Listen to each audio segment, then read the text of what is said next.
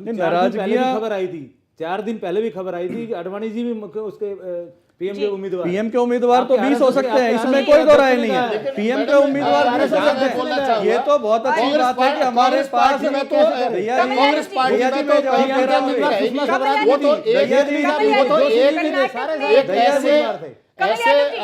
कर्नाटक का रुख कर लेते हैं। येदियुरप्पा का भी एग्जाम्पल सामने है हमारे। हाँ बताइए, येदियुरप्पा जी का क्या एग्जाम्पल?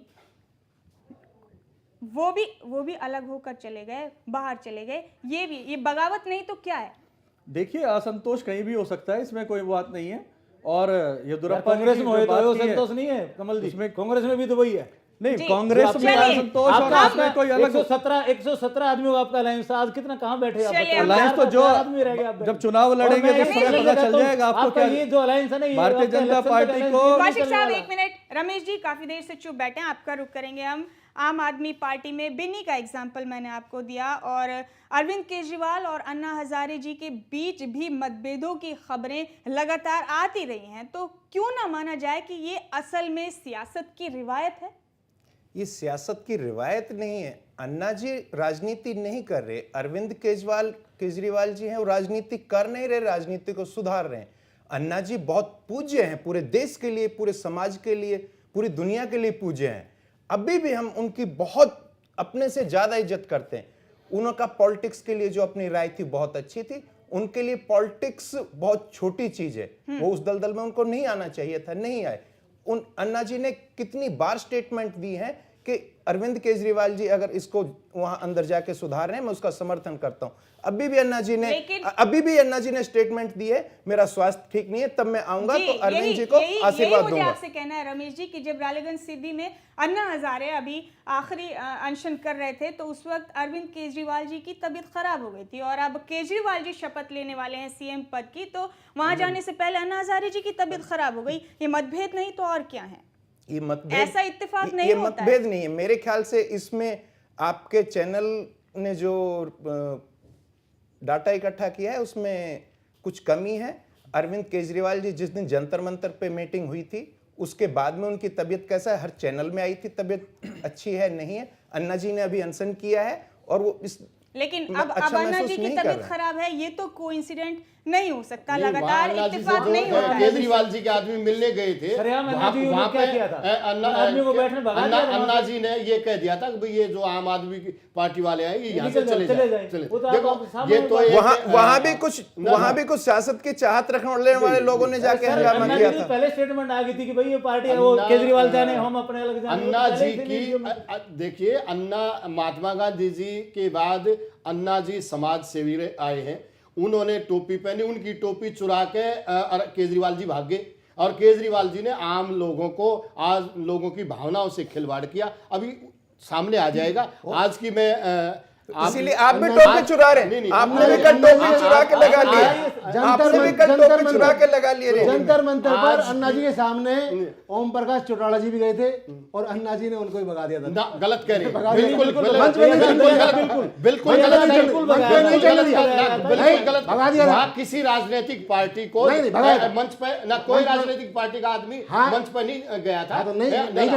हमारा पूरा समर्थन था, नहीं हमारे अन्ना जी का समर्थन करने के लिए अभी भी हमारे दिग्विजय सिंह जी गए, दुष्यंत गए, और हमारा हमेशा भ्रष्टाचार को मिटाने के लिए INLD हमेशा आगे रही है। और हमारा इसमें रामलीला मैदान में या जंतर मंतर पे INLD का हर वर्कर वहां गया है और उनको पूरा समर्थन दिया। दैया साहब एक बात बताऊंगा, भ्रष्टाचार का हरियाणा में सबसे पहले शुरुआत आपके यहाँ से हो रही है। कोई भी आप अपनी जानकारी दुरुस्त करिए। कांग्रेस के जो अडॉप्टेड मुख्यमंत्री थे चौधरी भजनलाल जी, भ्रष्टाचार के जनक हरियाणा में चौधरी भजनलाल जी थे। उनसे भ्रष्टाचार आरंभ हुआ था। आयाराम गयाराम की राजनीति वहां से। आप अपना इतिहास उनसे शुरू हुआ, लेकिन उनका सबूत तो नहीं है ना, क्यों नहीं है, उजागर तो नहीं है। जैसे वो पूरी की पूरी सरकार को लेकर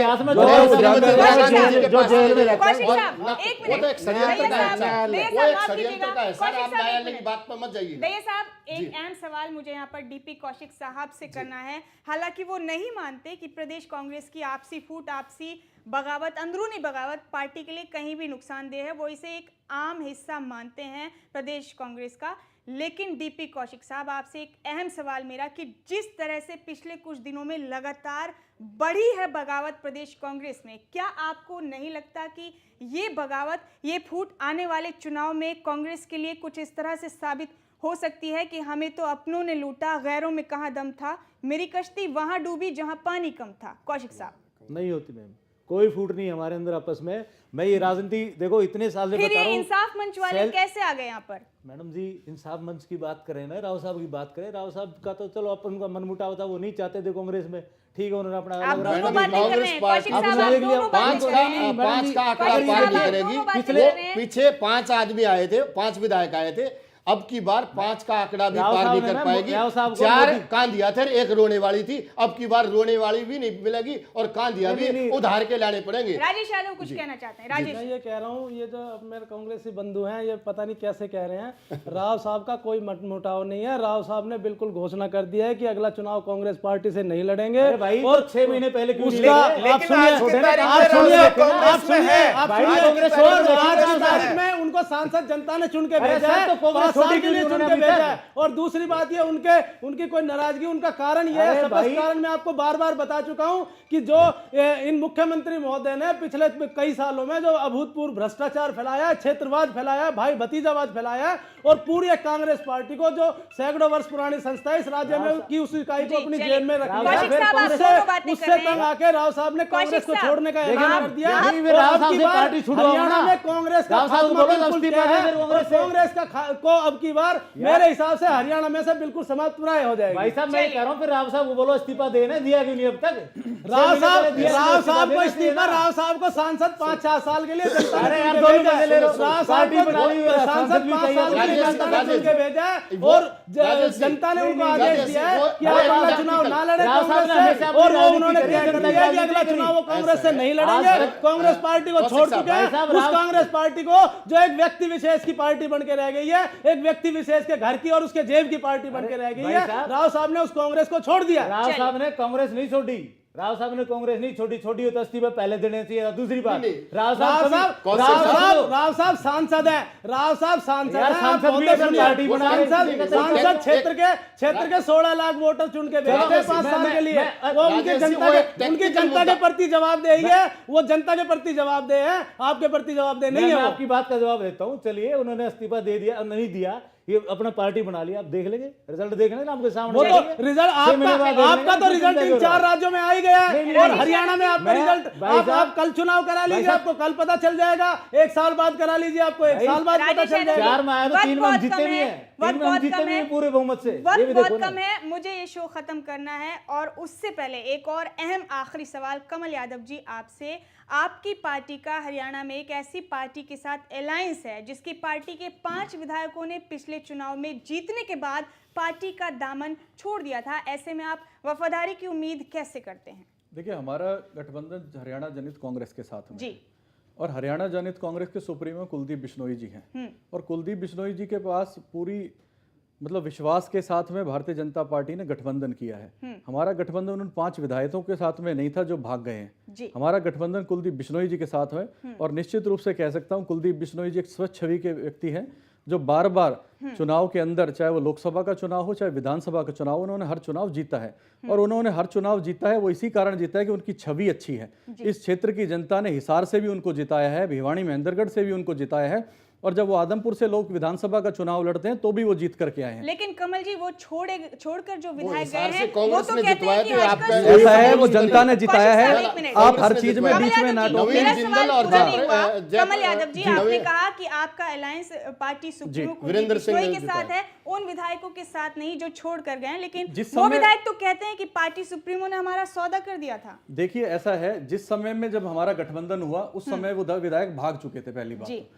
और जब कुलदीप बिश्नोई जी से हमारी बातचीत हुई है, हाँ। और पूरे भारतीय जनता पार्टी ने देखा है कि स्वच्छ छवि का व्यक्ति है, उनके साथ में हरियाणा जनता लेकिन कांग्रेस उन्हीं के साथ विधायकों में। का कहना है कि कुलदीप बिश्नोई ने सौदा किया था उनका। अगर सौदा किया होता तो कुलदीप बिश्नोई स्वयं आज कांग्रेस के अंदर होते और मुख्यमंत्री होते। चलिए, चलिए इस शो को मुमताज खत्म करना है जी। मुमताज जी, कौशिक एक साहब सेकंड, थोड़े से मुमताज। शब्दों में क्या कहना चाहते हैं, चंद शब्दों में। मुमताज जी एक बात बताइए, अगर इनको लगता है हजका बीजेपी दोनों आ जाएंगे तो फिर ये महागठबंधन की बात क्यों कर रहे हैं? महागठबंधन की फिर बात किस कोई लिए नहीं कुरुक्षेत्र कर में जा रहे हैं रहा। सारे? महागठबंधन की चलिए। बात कोई नहीं कर रहा है। फिर चोटला आप लोग खुद डर रहे हैं दैया साहब, दैया साहब, आप इस थोड़े से गठबंधन शब्दों से में। खुद डर रहे कौशिक साहब, एक हैं मिनट। और डर के मारे नई नई बातें नहीं सर, निकाल करके आप लेकर के डर आते रहे हैं। हैं। आप इस डर रहे हैं, गठबंधन से फिर भयभीत दैया होकर के साहब, आप दैया नई नई साहब। बातें लेकर के आते ऐसा हैं। है, जी। आप ये सवत छवि की बात कर रहे हैं, सवत छवि पर तो हमें हंसी आती है। जिस पार्टी के यानी पूरा चरित्र ही विश्वासघात में रहा है। कौन आज से तक पार्ट पूरा चरित्र की राजनीतिक बात कर रहे हैं कैरियर दैया देख जी? लीजिए, हमेशा दैया जी जहाँ किसके से चरित्र छल की से आप और बात कर रहे हैं जरा क्लियर रमेश करो। जी, देखो, जाते-जाते आप सॉरी कुछ देवीलाल कहना जी की चाहेंगे? पीठ में रमेश छुरा जी। गोपा।